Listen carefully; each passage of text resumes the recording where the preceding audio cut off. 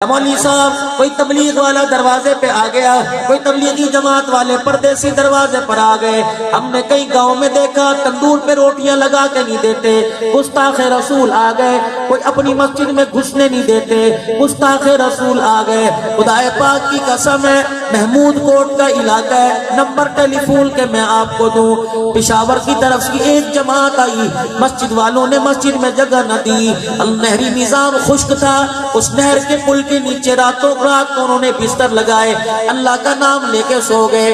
11 افراد تھے، 11 کے 11 کو تہجد سے پہلے رسول اللہ صلی اللہ علیہ وسلم کی زیارت نصیب ہو گئی۔ رحمت والے نبی نے فرمایا تمہیں بستر تو مسجد کا نام ملا، لیکن اللہ کی قسم محمد تمہارے سے جنت کے وعدے کر رہا ہے۔ ایسی کئی کارگزاریاں میرے عزیزوں آتی ہیں، لیکن آپ میری بات کا مذاق نہ کر کے ٹال دینا، آپ میری بات کو مذاق نہ سمجھنا۔ مولوی صاحب حضور بھی خواب میں آتے ہیں، نہیں تجربہ کر کے دیکھ لو۔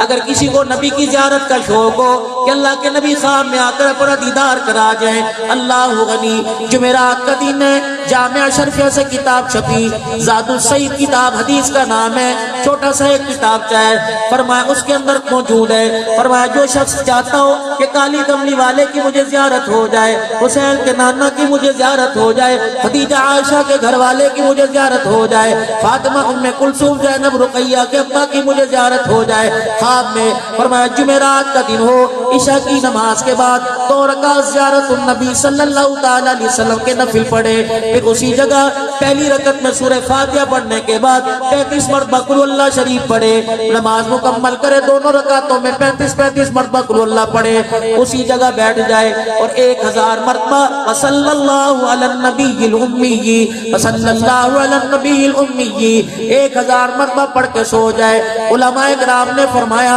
اللہ کی قسم ایک جمعرات پڑھے گا، اگلی جمعرات نہیں آئے گی، ان 7 دن میں حضور کی خواب میں زیارت نصیب ہو جائے گی۔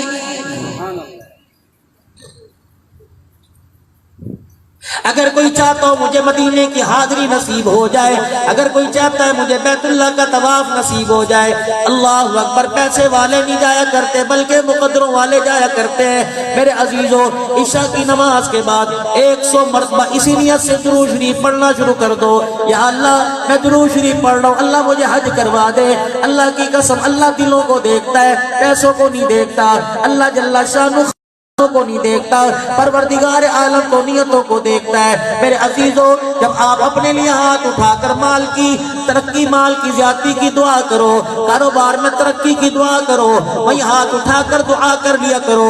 یکم محرم الحرام ہے، رحمت للعالمین صلی اللہ تعالیٰ علیہ وسلم جس کے دروازے پر دولہا بن کے آئے وہ کون ہے؟ جناب عمر فاروق رضی اللہ تعالیٰ عنہ کی شہادت کا دن ہے۔ کون ہے کہ ہاتھ اٹھا کر جب بھی دعا کیا کرتے، کہا کرتے اللہم ارزقنا شہادت فی سبیلک واجعل موتنا فی بلد حبیبک، یا اللہ مجھے شہادت کی موت دینا، یا اللہ میری قبر حضور کے شہر میں بنا دینا۔ اللہ نے عمر کے بولوں کو اتنا پسند کر لیا، فرمایا اے عمر تو تیری پسند ہے تو میری پسند ہے، جو تو نے مانگا وہ تجھے دوں گا، جو مجھے پسند ہے وہ تجھے عطا کروں گا۔ تو نے شہادت کی موت مانگی، میں تجھے شہادت کی موت دوں گا۔ تو نے حضور کے شہر میں قبر مانگی، میں تجھے مدینے کی قبر دوں گا۔ لیکن میری پسند کیا ہے؟ عمر مسجد نبوی ہوگی، مصلی رسول ہوگا، قرآن میرا ہوگا، زبان تیری ہوگی، تلاوت تو کرے گا، اس تلاوت کے ہوتے ہوئے شہادت کا رتبہ دوں گا۔ عمر تو نے مدینے کا مدفن مانگا، عمر تجھے مدینے کا مدفن بھی ملے گا، اور روزہ انور میں رسول اللہ کے ساتھ قیامت کی صبح تک تجھے ساتھ بھی مل جائے گا۔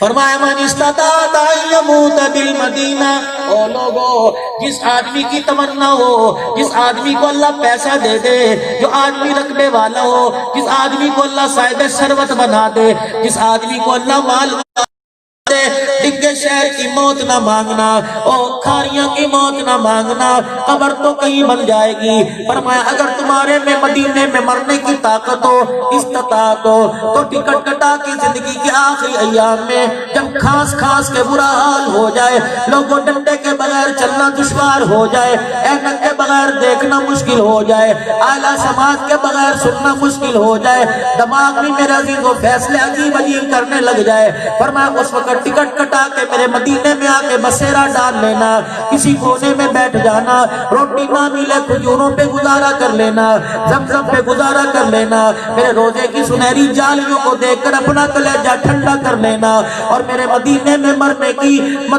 مرنے کی تمنا کرنا۔ اللہ کی عزت کی قسم ہے، جس کو مدینے میں موت آ گئی اور اس کا مدفن مدینے میں بن گیا، قبر جنت البقیع بن گئی، میں اللہ کی عزت کی قسم اٹھا کے کہہ رہا ہوں وہ قیامت کی صبح تک میں محمد کا پڑوسی بن گیا۔ پڑوسی کا پڑوسی پہ بڑا حق ہے، میرے پڑوسی کا میرے پہ یہ حق ہے۔ قیامت کا دن ہوگا، میدان معاشر سے میں اکیلا جنت میں نہیں جاؤں گا، بلکہ اپنے پڑوسی کا ہاتھ پکڑ کر اسے ساتھ لے کے جنت کے اندر جاؤں گا۔ امام مالک رحمت اللہ علیہ نے اسی وجہ سے ساری زندگی مدینہ نہ چھوڑا، زندگی کے اندر ایک حج کیا، دوبارہ حج کے لیے نہ گئے، کہیں مدینے سے باہر موت نہ آ جائے۔ اور لوگوں، ان کی شان میں بولنے سے پہلے، ان کی محبت کا دم بھرنے والوں پر انگلی اٹھانے سے پہلے سوچ لیا کرو ہمارے بڑے کون ہیں۔ امام مالک رحمت اللہ علیہ، آپ کا جب انتقال ہوا، آپ کو جب غسل دیا گیا، دونوں کندھے گھسے پڑے تھے، کھروٹ بنے ہوئے تھے، جب غسل دیا گیا کھروٹ بھی اتر گیا اور خون نکلنے لگ گیا۔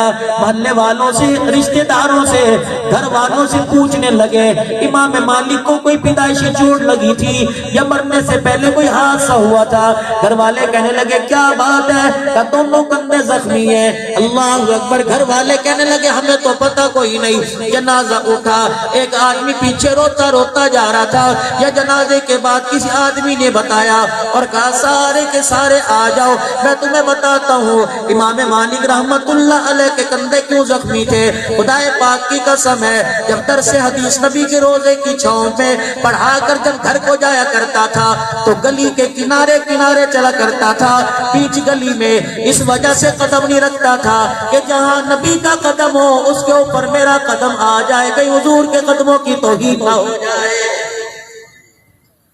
یہ تمہارے جامعہ شریفیہ کے اندر ایک اللہ کا ولی دنیا سے رخصت ہوا، میرے استاد مولانا موسیٰ البادی روحانی رحمت اللہ علیہ، بڑے عملیات کے عامل تھے۔